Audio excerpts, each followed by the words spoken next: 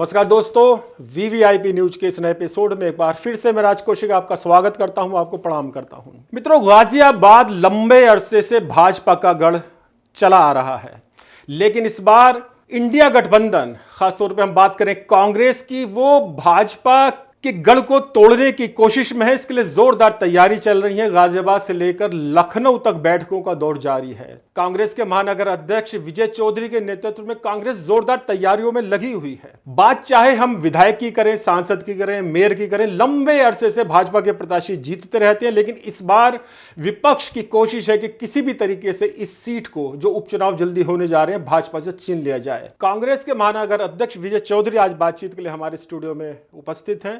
हम उनसे जानकारी लेंगे क्या तैयारियां, क्या रणनीति कांग्रेस की चल रही है। विजय जी, आपका बहुत बहुत स्वागत है। धन्यवाद राज कौशिक जी। विजय जी, जैसे कि मैंने कहा, यह भाजपा का गढ़ रहा है और जग जाहिर बात है, लेकिन इस बार कुछ ज्यादा जोश में हमको कांग्रेस और समाजवादी पार्टी, पूरा विपक्ष दिखाई दे रहा है। तो सबसे पहले तो मैं जानना चाहता हूं कि क्या यह तय हो चुका है कि विपक्षी गठबंधन में ये सीट कांग्रेस के पास जाएगी? देखिए राज कौशिक जी, गढ़ हमेशा टूटने के लिए बनते हैं। जी बिल्कुल। और निश्चित ही इस बार उपचुनाव में भारतीय जनता पार्टी का गढ़ तोड़ा जाएगा। और संभावनाएं कांग्रेस पार्टी के प्रत्याशी के लड़ने की ज़्यादा हैं गाजियाबाद सीट पर। जी। बाकी जो हाईकमान का निर्णय होगा वो हमें मंजूर है, क्योंकि इंडिया गठबंधन के रूप में हम तैयारी पूरी तरीके से कर चुके हैं। महानगर कांग्रेस कमेटी इसके लिए पूरी तरीके से तैयार है चुनाव के लिए। लेकिन विजय जी, जैसे मैं देख रहा हूँ, समाजवादी पार्टी अभी उस तरह सक्रिय नजर नहीं आ रही जिस तरह कांग्रेस और आप दिखाई दे रहे हैं। जैसे आपने कहा हाईकमान जो चाहेगा, बाई द वे अगर ये सीट सपा के पास चलेगी तब भी आप उतनी जोश के साथ चुनाव लड़वाएंगे प्रत्याशी को? बिल्कुल, क्योंकि इंडिया गठबंधन हमारा राहुल गांधी जी और अखिलेश जी के बीच में है। जी। तो निश्चित ही हम प्रत्याशी, चाहे समाजवादी पार्टी का हो चाहे कांग्रेस पार्टी का हो, हम पूरी मेहनत के साथ, शिद्दत के साथ चुनाव लड़ाने का काम करेंगे। अच्छा, ऐसा आपको क्यों लग रहा है कि आप भाजपा के गढ़ को ध्वस्त कर देंगे? क्या आधार है उसका, क्या तैयारी आपकी है? देखिए, पूरा देश जानता है भारतीय जनता पार्टी का इस बार ग्राफ नीचे आया है। आपने उत्तर प्रदेश में भी देखा, भारतीय जनता पार्टी की सीटें घटी हुई हैं और इंडिया गठबंधन की सीटें बढ़ी हैं। बेशक। और संविधान के नाम पर दलित समाज बहुत ज़्यादा नाराज है भारतीय जनता पार्टी से। हमें उम्मीद है कि उपचुनाव के अंदर दलित, मुस्लिम, सिख, ईसाई, सभी धर्म और जाति के लोग मिलकर इंडिया गठबंधन के प्रत्याशी को जिताने का काम करेंगे। अच्छा विजय जी, अगर कुछ वर्षों से हम देखें तो विपक्ष के लोग गाजियाबाद में बहुत ज़्यादा सक्रिय दिखाई नहीं देते। जैसे पहले आंदोलन हुआ करता था, कोई मुद्दा पार्टी उठा के फिर राजनीतिक रूप से, सामाजिक रूप से आगे आती थी, तो काफ़ी कुछ शांति से पिछले कुछ अर्से से हमको दिखाई दी। आप इसको मानेंगे या इसका क्या कारण आप मानते हैं? देखिए, मैं आपको याद दिला दूं, अभी एक हफ्ते पहले ही हमने ई रिक्शा वाले मुद्दे पर बड़ा आंदोलन किया गाजियाबाद में, और प्रशासन को बैकफुट पर आना पड़ा और अपना फैसला वापस लेना पड़ा जी, और ई रिक्शा चालू करवानी पड़ी प्रशासन को। ये कांग्रेस ने, महानगर कांग्रेस कमेटी के नेतृत्व में रिसेंटली एक आंदोलन किया था।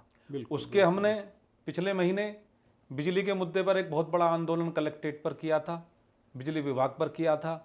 तो कांग्रेस पिछले काफ़ी समय से निरंतर सक्रिय है और जन आंदोलन को उठा रही है, जन मुद्दों को उठा रही है। आपका ध्यान मैं इस तरफ ले जाना चाहता हूं। बहुत अच्छा। मान लिया, हम ये मान के चल रहे हैं कि आपके प्रत्याशी जीत गए गाजियाबाद से, लेकिन सरकार तो उत्तर प्रदेश में भाजपा की ही है, तो विपक्ष में रहते हुए आपका प्रत्याशी क्या बहुत कुछ गाजियाबाद की जनता के लिए कर पाएगा? देखिए, अगर मन में विकास की भावना होती है, जनता का काम करने की मन में अगर एक भावना बनी है, तो विधायक निधि भी होती है, जिसमें छोटी सड़कें, खड़ंजे, लाइटें विधायक अपने स्तर से करा सकता है। दूसरा, जब हम विपक्ष में हैं तो हम जो विकास के सरकारी रूप से करा सकते हैं, विकास के मुद्दों को हल करा सकते हैं, उसके लिए जन आंदोलन बड़ा हो सकता है, क्योंकि जब विधायक भी हमारा होगा तो ताकत भी बड़ी होगी, तो हम जनता के लिए काम करने का काम करेंगे। मतलब संगठन भी विधायक के साथ पूरी ताकत, बिल्कुल पूरी ताकत लगाएगा विधायक के साथ। जी। और निश्चित ही जब आपने विधायक कह ही दिया राज कौशिक जी, तो मुझे तो लगता है अब विधायक हमारा बनने जा रहा है। अच्छा, इसमें मेरा एक सवाल और है विजय जी, और कहीं ना कहीं उसमें एक जवाब भी छुपा हुआ है कि जो भाजपा के विधायक हैं, जनप्रतिनिधि हैं, आमतौर पर उनकी शिकायत खुले रूप से ना हो, लेकिन हम लोग सबसे मिलते हैं, जानते हैं, और आप भी जानते होंगे कि कहीं उनकी सुनवाई प्रशासन में नहीं होती। जमाना पिछले 10-15 साल में इतना बदल चुका है कि डीएम और एसएसपी जैसे अधिकारी भी विधायकों के लिए बहुत बड़े अधिकारी हो गए हैं। विधायक अपनी मर्जी से उनसे मिल भी नहीं सकते। तो क्या इससे जनता का कार्य प्रभावित होता है? एक तो मेरा ये सवाल ये है। दूसरा है कि जब सत्तारूढ़ दल के विधायक ही अधिकारियों के सामने थोड़ा छोटे नजर आ रहे हैं, तो क्या विपक्ष का विधायक कुछ अपनी स्थिति बना पाएंगे? देखिए, मुझे ये लगता है कि कहीं ना कहीं वो अपने आप को कमजोर समझते हैं, क्योंकि जनप्रतिनिधि बहुत बड़ी ताकत होता है। भाजपा के विधायकों की बात हम कर रहे हैं। मैं भाजपा के विधायक की बात कर रहा हूँ। अगर वो डीएम से नहीं मिल पा रहे हैं, जनता की आवाज नहीं उठा पा रहे हैं, या जनता के काम नहीं करा पा रहे हैं, तो कहीं ना कहीं वो बहुत बड़ी नाकामी स्थानीय विधायक, स्थानीय मेयर और स्थानीय सांसद की मैं मानता हूँ। जी जी जी। मैंने आपको पहले भी देखा, बहुत वरिष्ठ पत्रकार गाजियाबाद में रहे हैं। जी। जब कांग्रेस की सरकारें हुआ करती थीं तो विधायक बहुत शानदार तरीके से अपनी जनता के काम भी कराया करते थे और अधिकारियों से मुलाकातें भी करते थे और जनता की मुलाकात भी कराते थे और जन सुनवाई भी हुआ करती थी जनता के बीच में अधिकारियों को ले जा करके। बिल्कुल। अगर कांग्रेस का विधायक बनेगा तो उसी विचारधारा के साथ, उसी ताकत के साथ अधिकारियों के बीच में रहेगा। जी, चलिए, तो बहुत अच्छी बात हो जाएगी। अच्छा, अभी लखनऊ में मीटिंग हुई थी और वहाँ हम आपसे मिले भी थे जी। तो उस मीटिंग में क्या रणनीति तय हुई, क्या रूपरेखा तय हुई विपक्ष की? थोड़ा उत्तर प्रदेश के परिप्रेक्ष्य में आप देखिए, उत्तर प्रदेश में 10 विधानसभाओं में उपचुनाव होना है और हमारी कांग्रेस हाईकमान की जो रणनीति बनी है उसमें हमारे राष्ट्रीय महासचिव अविनाश पांडे जी, सीएलपी लीडर आराधना मिश्रा मोहना जी, जो अब प्रभारी विधानसभा की बना दी गई है गाजियाबाद की, अच्छा, और हमारे प्रदेश अध्यक्ष अजय राय जी और सांसद तनुज पुनिया जी जो पर्यवेक्षक हैं गाजियाबाद विधानसभा के, सभी लोग मौजूद थे। अन्य सांसद भी मौजूद थे, 6 हमारे जो उत्तर प्रदेश में हैं। सभी के साथ ये निर्णय हुआ है कि संविधान बचाओ सम्मेलन 10 विधानसभाओं में करना है। अच्छा। जिसमें 19 अक्टूबर को गाजियाबाद में भी संविधान बचाओ सम्मेलन होगा। ये रणनीति तय हुई है कांग्रेस पार्टी की। उसका कोई स्थान तय हुआ है या नहीं? स्थान तो अभी हमारे आराधना मिश्रा मोहना जी, तनुज पुनिया जी गाजियाबाद आएंगे, उनसे बात करके स्थान तय होगा। तो उसमें कुछ बड़े नेताओं की भी भागीदारी रहेगी? उम्मीद है कि हमारे राहुल गांधी, प्रियंका गांधी भी आ सकते हैं। अच्छा विजय जी, जैसे आपने जिक्र किया लोकसभा चुनाव में भाजपा की सीटें घटी और कांग्रेस की बढ़ी, और यूपी में तो हुआ ऐसा ही है और पूरा बीजेपी की राजनीति में खलबली भी मच गई। तो भाजपा अपने कारण गिनाती है, साहब इस वजह से हमारी सीटें कम हो गई। एक विपक्षी दल के नेता के रूप में आप क्या कारण मानते हैं कि भाजपा की सीटें क्यों कम हो गई और कांग्रेस की सीटें क्यों बढ़ गई? देखिए, लगातार देश में मोदी जी की लोकप्रियता कम हुई है। इन्होंने 15 लाख रुपए से स्टार्ट किया था जनता को वादा करना, खाते में किसी के 15 लाख नहीं आए। अगर कोई देश का एक व्यक्ति भी ये बता दे कि 15 लाख उनके खाते में आए हैं तो हम राजनीति छोड़ देंगे।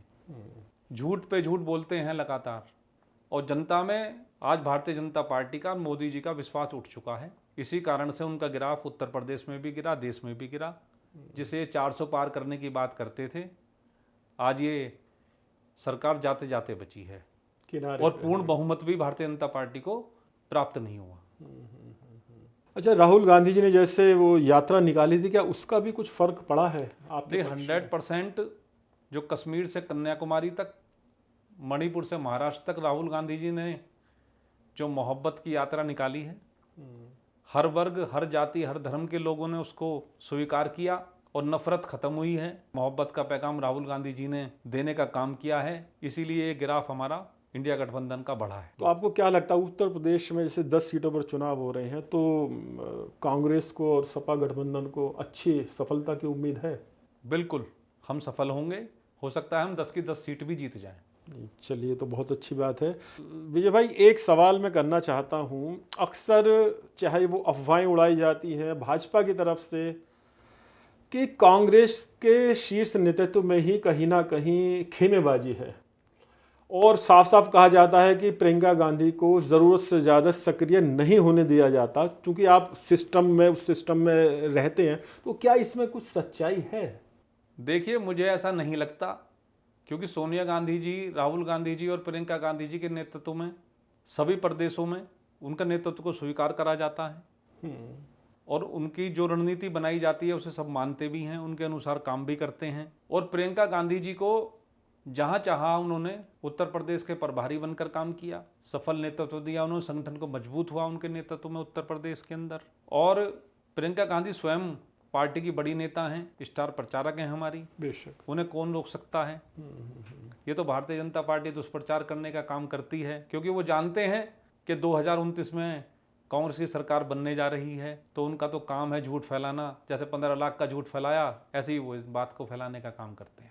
अच्छा, जैसे आपने कहा 10 की 10 सीट जीत सकते हैं, तो क्या ये नतीजे आने वाले, हालांकि कुछ समय बाद है, लेकिन विधानसभा नतीजों को उत्तर प्रदेश में प्रभावित कर सकते हैं?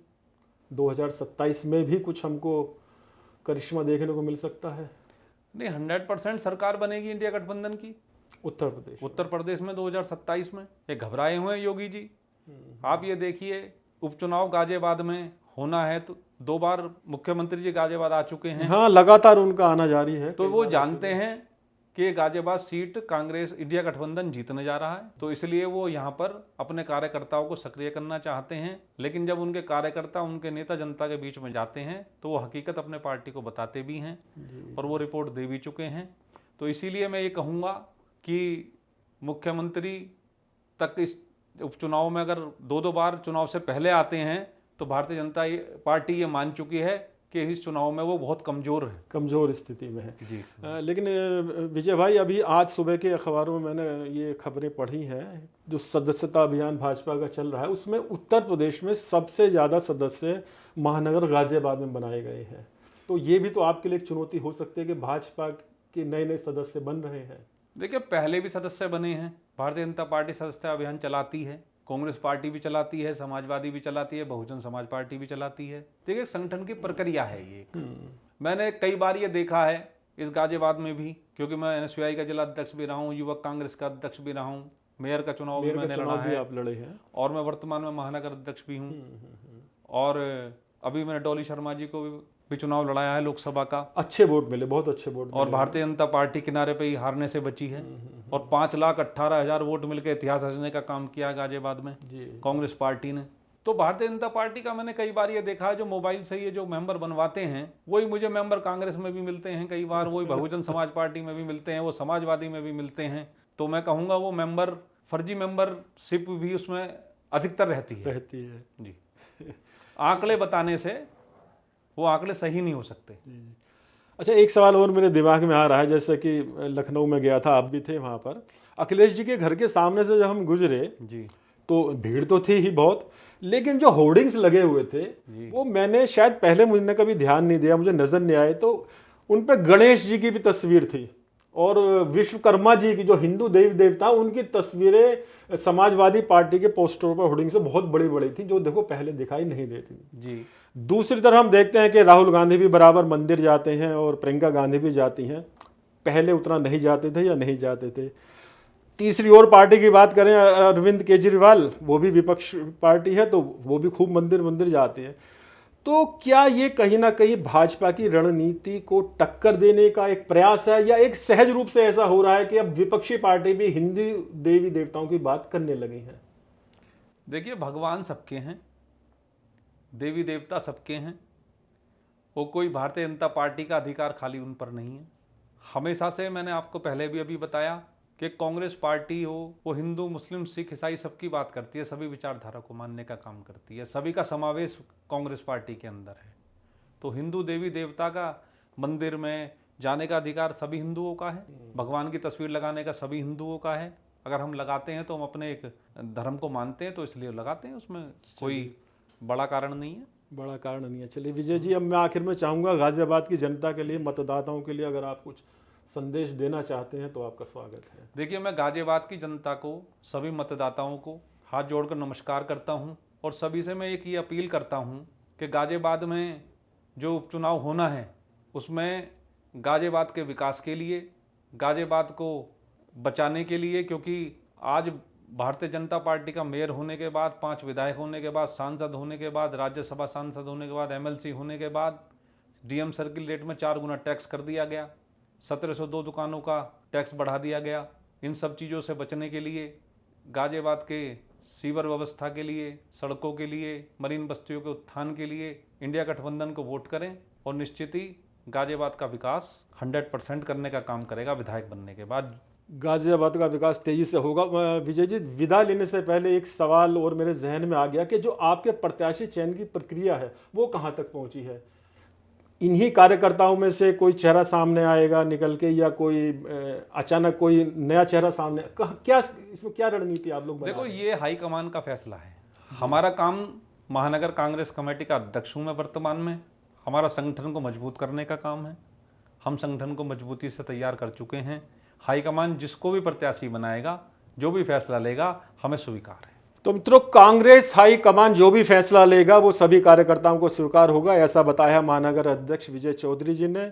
और उनका उत्साह, उनका जोश बिल्कुल जगजाहिर सामने ही है कि कहीं ना कहीं इस बार चुनाव में नतीजे कुछ उलटफेर कर सकते हैं। तो दोस्तों, आज के एपिसोड में बस इतना ही। ये एपिसोड आपको कैसा लगा अपने कमेंट जरूर लिखिएगा, और हाँ, सब्सक्राइब करना बिल्कुल ना भूलिएगा। VVIP न्यूज, नमस्कार।